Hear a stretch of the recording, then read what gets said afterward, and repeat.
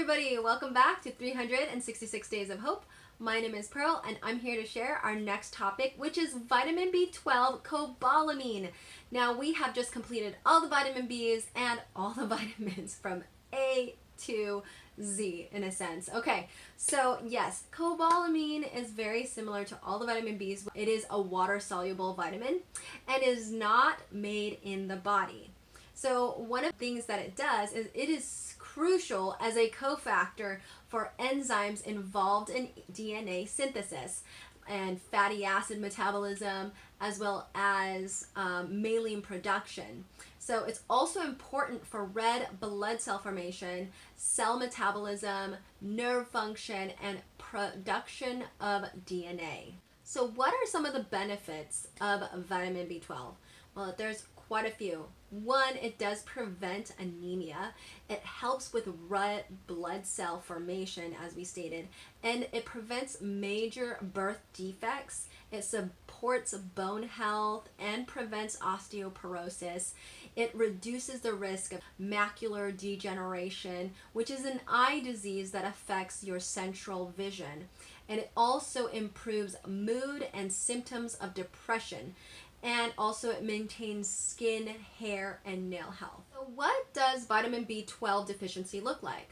Well, one, it prevents proper red blood cell formation. Instead of it being small and round, it becomes large and oval shaped, which is opposite of vitamin B1 deficiency, where basically it thins the blood cell, and that's known as microcytic anemia.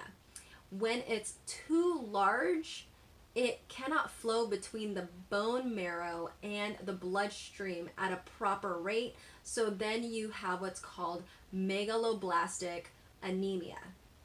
It also can cause fatigue, shortness of breath, weakness, due to this low oxygen. So like we said, red blood cells are responsible in carrying oxygen to all of the rest of the body. So when you have it enlarged and it prevents it going from the bone marrow to the bloodstream, then you're not getting sufficient oxygen, which is why you see vitamin Bs in general causing fatigue and weakness, because you have a low level of oxygen.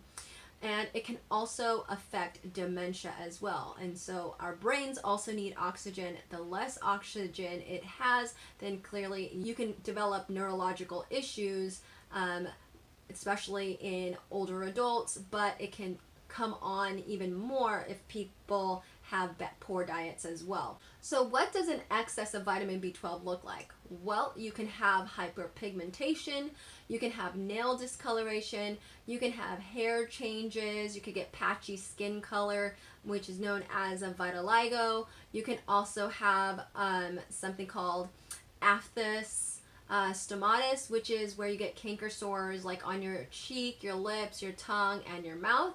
And it can cause you to have heart palpitations as well as anxiety. So what can cause someone to inhibit vitamin B12? Well, as we've talked about most of the vitamin Bs, if you have gastrointestinal disorders such as Crohn's and celiac, if you had major surgeries in that region, that can also prevent the uptake of vitamin B12. A lot of vegans and vegetarian diets also can cause vitamin B12 deficiencies because they're not obtaining it from their foods, or you mainly have to focus on just fortified foods where everything is added into the food. Not a great fan of that. Probably best to do supplements if you are going to go that route. I think is better. That's just my opinion.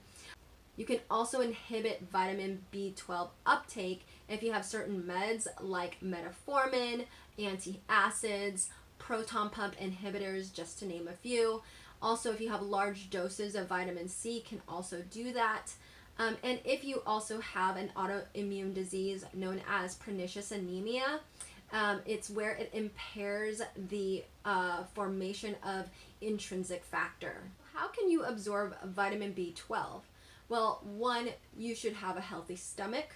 And by doing that, when you have proper levels of hydrochloric acid, it helps separate vitamin B12 from what it's attached to, And when it's free, it actually binds itself with intrinsic factor, which is a protein, and that combination of those two things allows it to be absorbed into the digestive tract, which is why, again, when you don't have that formation, as we talked about what inhibits it earlier, when you don't have intrinsic factor, then that combination doesn't happen, and so therefore it doesn't get absorbed. And lastly, magnesium. So what are the top 3 highest foods that contain vitamin B12? Now, I will admit this, generally meats and dairy are really high in vitamin B12. Most vegans and vegetarians can only obtain it from fortified foods. So I've named 2 fortified, and I will be naming one thing that most vegetarians will most likely eat. I know it won't be for vegans, but I only say this because I just feel like, if anything, probably better to supplement your vitamin B12 than do too many fortified stuff. I don't know. I think it just really depends on your perspective on that. But in any case, number 1, fortified nutritional yeast. It gives you 733% of your daily value in just 2 tablespoons. So yeah, that's a lot. I think you definitely don't need an excess. The second one is fortified soy milk. It gives you 86% of your daily value in 1 cup. And lastly, 1 egg, and I highly encourage organic egg, or if you know someone who just farms and gives, natural things to their chickens, then I would go for that. You get 23% of your daily value in just 1 egg. So guys, with that said, may you live, thrive, and be healthy. And remember, a plate that is more nutrient dense will help you absorb a lot more vitamins and minerals than you would if you are just eating the same thing over and over again. So remember, diversity is the key. Take care, guys. Bye.